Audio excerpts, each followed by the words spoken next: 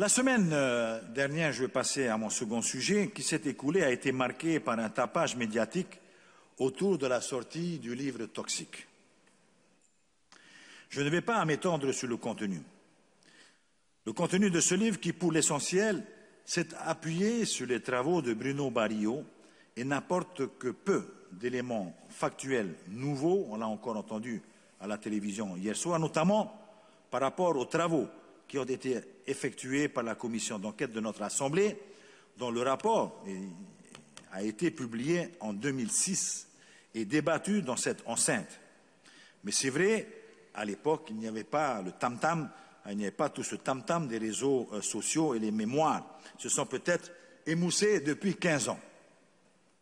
Mais même le président du Tavini Huiratira, Oscar Temaru, l'a affirmé vendredi à la presse. C'est nouveau pour certains, mais rien de neuf pour nous. Je le cite parce qu'il l'a dit, il est écrit. La seule nouveauté de cette étude concernerait la méthode de calcul des données dosimétriques. Données des retombées de ces essais nucléaires.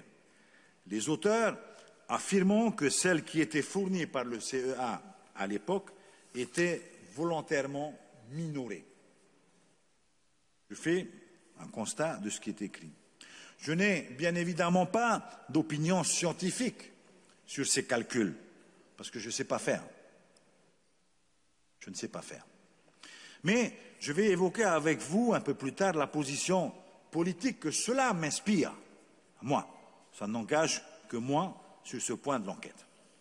Avant cela, je souhaite aborder avec vous un passage de ce livre, parce qu'il faut que je lève toute ambiguïté là-dessus, selon lequel le gouvernement, c'est-à-dire moi, parce que c'est ce que certains ont dit, que le gouvernement aurait, je cite, obtenu un rapport confidentiel sur les conséquences sanitaires des essais nucléaires, et ce, en février 2020.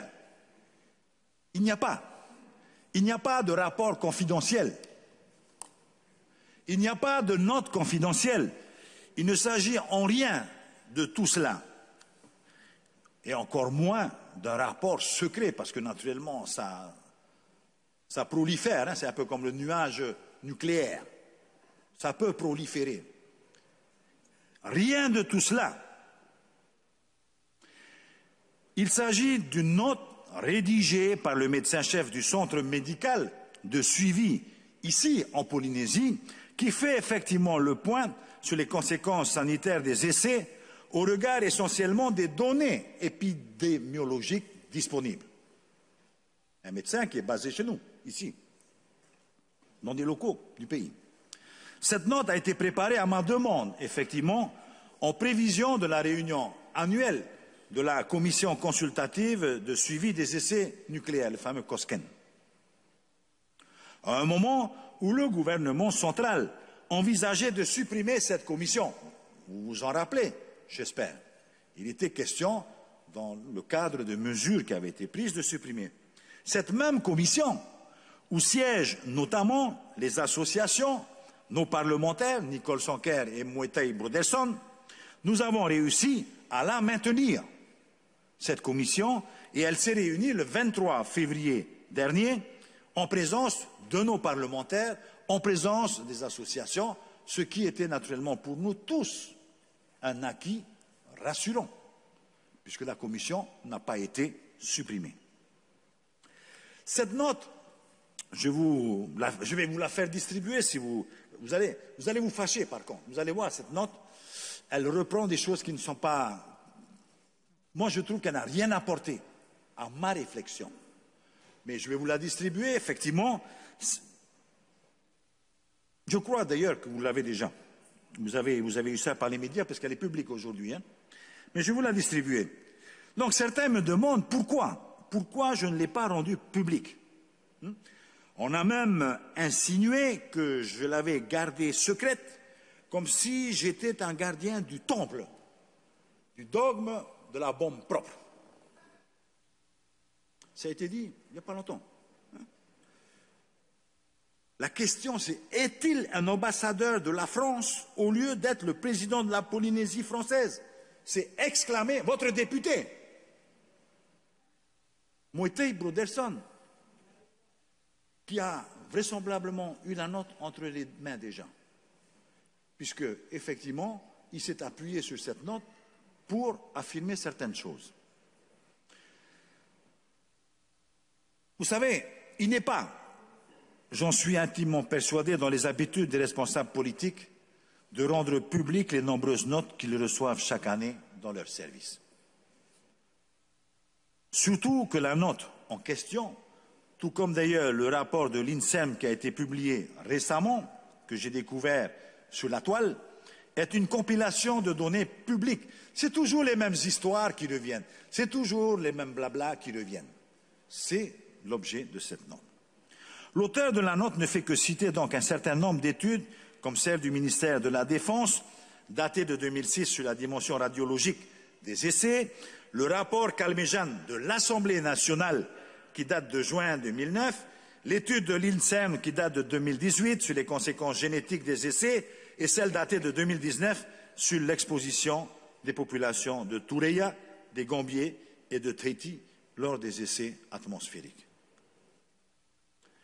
Tous ces documents sont d'ailleurs disponibles sur le site Mururoa que j'ai fait héberger ici à l'Assemblée de Polynésie française. Je vous le rappelle, parce que c'est moi qui ai insisté contre vents et marées pour que ce site, avec tous les rapports liés aux travaux de l'Assemblée de Polynésie française, sont donc ici à l'Assemblée. Et j'avais effectivement eu à l'époque le concours de Bruno Barrio. Il n'y a donc aucun élément de nature confidentielle dans cette note. Et effectivement, l'ouvrage, nous sommes en février l'année dernière, avant la crise du Covid. L'ouvrage met effectivement, enfin la note de 8 pages, met effectivement en exergue un cluster de concerts au Gambier. Mais tout le monde sait dans cette assemblée, si vous lisez un petit peu, si vous vous informez un petit peu, tout le monde sait dans cette assemblée que le nuage radioactif a touché Rikitea dès le premier tir en 1966. John Doom nous a conté l'histoire de fond en comble, des choses qui ont été écrites et pas écrites, mais tout le monde sait que Aldebaran a dérapé en 1966, précipitant le départ des autorités nationales et des autorités locales qui étaient présentes à Mangareva, qui étaient présentes sur l'île de Mangareva, dont le général Biot, qui était ministre de l'Outre-mer, et un certain Gaston Floss. Et d'autres, et bien d'autres. Laissons, s'il faut continuer un peu l'histoire, laissons la population de Rikitea ce soir-là faire la fête, puisqu'il devait recevoir la délégation emmenée par le général de Gaulle sur l'île de Rikitea. Donc effectivement, ils étaient sans protection. Ce fait est d'ailleurs bien retracé dans le rapport de votre commission d'enquête. Je vous invite quand même à consulter un peu vos documents, les gars. Franchement, au lieu d'aller blablater, mais enfin, vous rendez complice de diffamation. Puisque vous blablatez, en fin de compte, pour vous faire plaisir. C'est dans notre rapport de la commission d'enquête. La présence de nombreux concerts au Gambier n'a pas été révélée par une note datée du mois de février 2020. C'était déjà connu. Vous avez tous vu les films qui ont été projetés là-dessus. Vous avez vu cette directrice, institutrice de Mangareva qui a témoigné. On a l'impression aujourd'hui qu'on vient de découvrir quelque chose. Un cluster au Mangareva. Ce n'est pas un cluster, c'est toute la communauté. Donc, elle était déjà connue. Et je vous affirme, et je vous confirme ici, je n'ai rien caché. Le gouvernement n'a rien caché. Je l'ai dit publiquement dans cette enceinte, il y a eu un mensonge. Vous êtes tous marrés, vous avez tous souri, vous avez tous ri.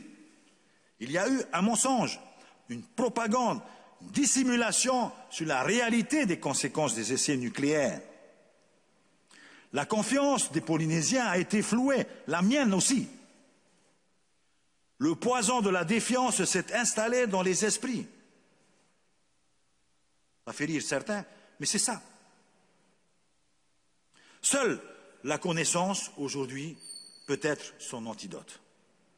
Ce que je recherche, comme tous les Polynésiens, c'est la vérité. Je suis un enfant du nucléaire. Je suis né en 1952, j'étais à l'école des frères avec frère Maxime en 1966. Et nous étions sur la cour de récréation comme tous les enfants, tous les jours, 3 fois par jour. Ce que je recherche, c'est la vérité.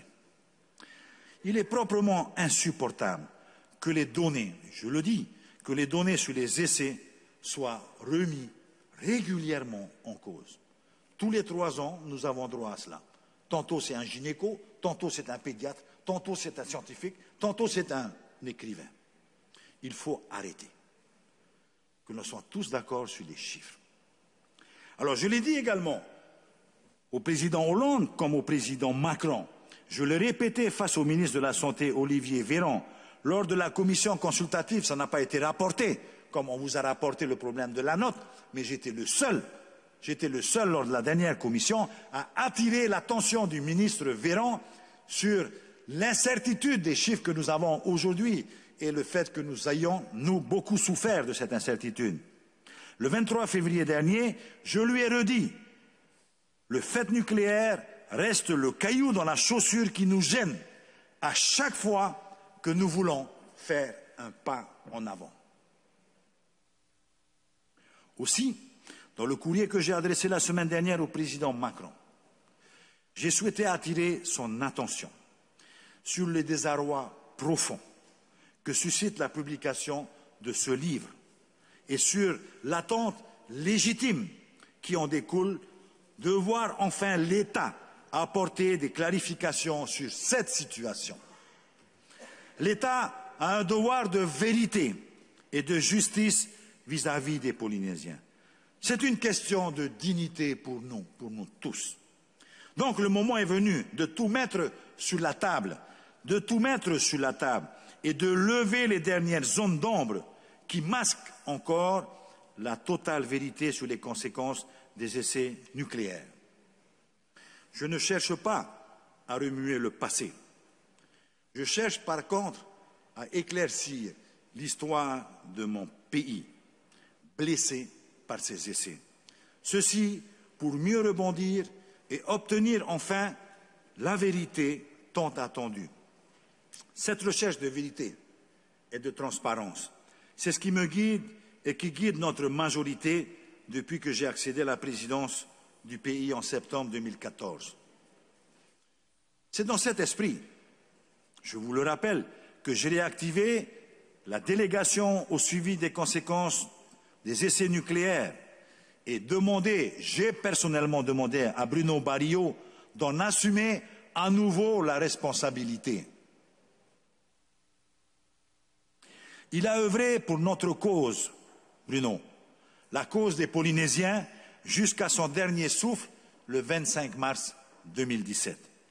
Avec son appui, l'appui de Bruno, son travail acharné et ses conseils avisés, nous avons pu signer le 17 mars 2017 à Paris, avec le président Hollande, l'accord de l'Élysée, dont la pierre angulaire est la reconnaissance du fait nucléaire et de ses conséquences par l'État. Je vous rappelle que Bruno est décédé une semaine après. Une semaine après. Mais déjà, lors de sa visite en Polynésie le 22 février 2016, François Hollande avait reconnu, il a reconnu à ma demande, que les essais nucléaires menés entre 1966 et 1996 en Polynésie ont eu un impact environnemental et provoqué des conséquences sanitaires. L'État l'a reconnu. Et c'est dans ce cadre que nous avons obtenu de l'État qu'il finance notamment les équipements en oncologie, traitement du cancer, du CHPF, pour 700 millions de francs Pacifiques.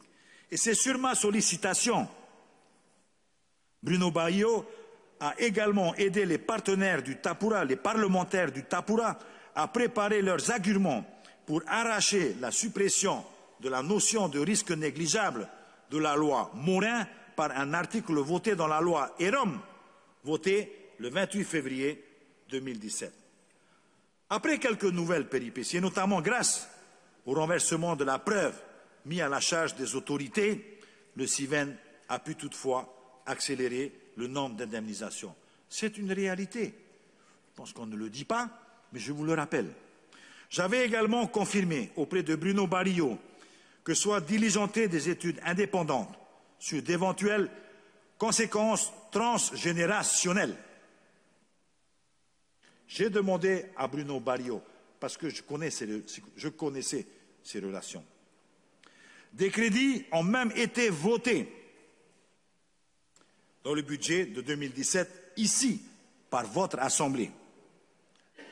Le docteur Katsumi Furitsu, japonaise généticienne et spécialiste reconnue, était donc disposée à cette époque-là, compte tenu des relations effectivement qu'elle avait avec certaines de nos personnes ici en Polynésie, elle a été d'accord et disposée à mener cette enquête. Mais, rappelez-vous, la polémique ouverte ensuite par le rapport du docteur Sueur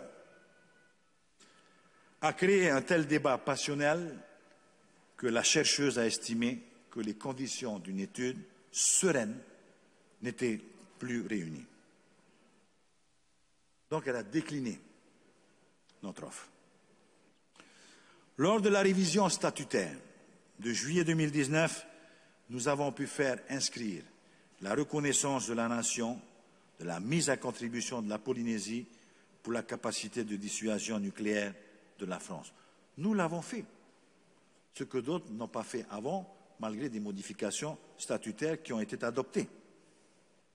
C'est toujours dans un souci de vérité et de transparence que nous avons lancé le projet de centre de mémoire, voulu par, effectivement, deux personnes qui ne sont plus parmi nous, président de Murua et Tato et notre papi à tous, John Doom.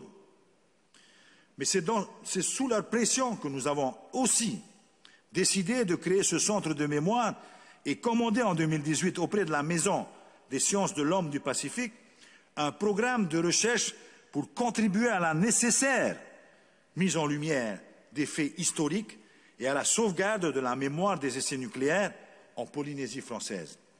Le manuscrit Histoire est attendu pour la fin du mois de mai et le manuscrit Mémoire, il y a l'histoire et mémoire, pour septembre. Un colloque sera organisé à l'université en octobre prochain. Je sais que certains ont des a priori sur ce travail de recherche, bien sûr, estimant qu'il est biaisé parce qu'il est réalisé par des chercheurs français. Je leur dis d'attendre. Attendons le résultat de ce travail avant que nous nous prononcions. J'ai souhaité par ailleurs, je suis étonné que ça ne sache pas aussi, j'ai souhaité par ailleurs que le fait nucléaire soit enseigné dans les écoles dès le CM1 et jusqu'en terminale. Ce projet a été porté par le ministère avec la DG2E et le vice-rectorat.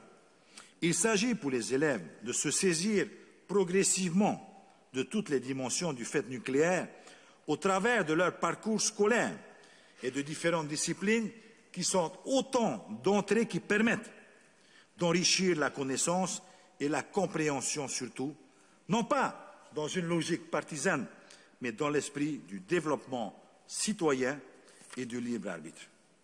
Je voudrais aussi rappeler que nous nous sommes préoccupés de la reconversion des sites de défense ici en Polynésie. En tant que vice-président de notre président Gaston Tong-Song à l'époque, j'ai mené les travaux qui ont abouti à la signature du contrat de redynamisation des sites, le CRSD. Ça n'a pas été facile, mais on a profité, Aroué, Pida, Mahina, même travaux.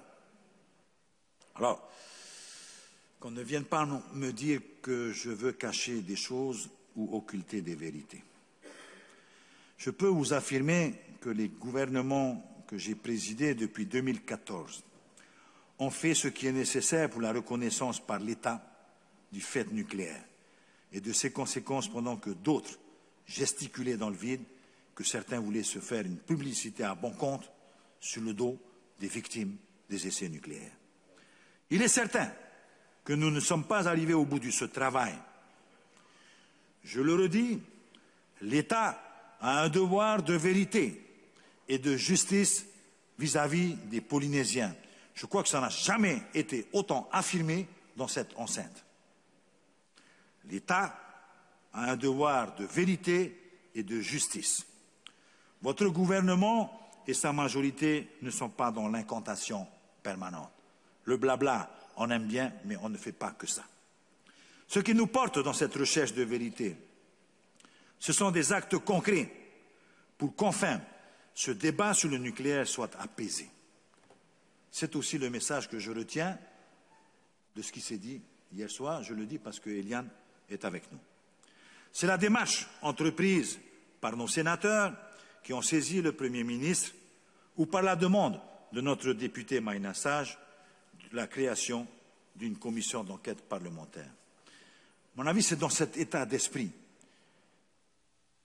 et c'est dans cet état d'esprit seul que j'ai sollicité du président de la République, dans un courrier que je lui ai adressé fin de semaine dernière, que je ne publierai pas, naturellement, non, j'ai sollicité du président de la République pour que nous puissions tous, vous, eux et nous, se mettre autour d'une table, en présence de toutes les parties concernées, pour définitivement et sincèrement mettre tout à plat, s'agissant donc des conséquences sanitaires, mais aussi des conséquences sociales. On en a un petit peu parlé hier soir, des conséquences environnementales, des conséquences économiques des essais nucléaires. Pas avec des conseillers techniques, mais je souhaite un tour de table type Grenelle des nucléaires. Grenelle du nucléaire. C'est-à-dire que le gouvernement, effectivement, s'implique avec, à l'issue de ce tour de table, un plan de travail que nous adopterons tous ensemble. Et nous pouvons le faire, et nous saurons le faire. C'est cet état d'esprit que j'ai développé auprès du président de la République. Mais cet état d'esprit nécessite de notre part, je pense, une union sacrée.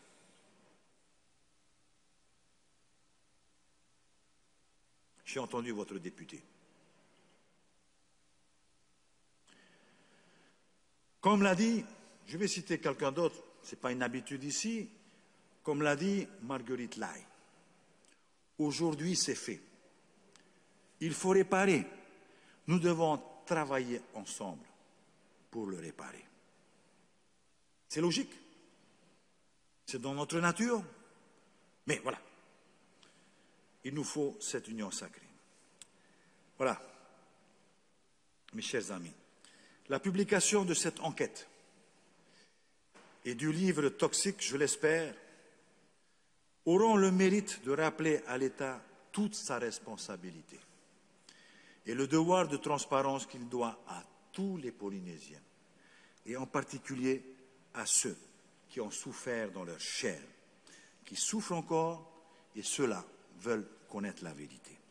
C'est ce qui doit être notre ambition commune, en dehors de vaines polémiques. J'ai envie de vous dire, je ne perds pas espoir. Au contraire, ce livre me rend plus optimiste. Et j'ai envie de vous dire, soyons toujours plus forts que notre passé. Le passé, c'est le passé. Mais soyons toujours plus forts que notre passé. Peut-être alors que le futur nous accordera une chance. Merci, Monsieur le Président. Merci à tous de m'avoir entendu.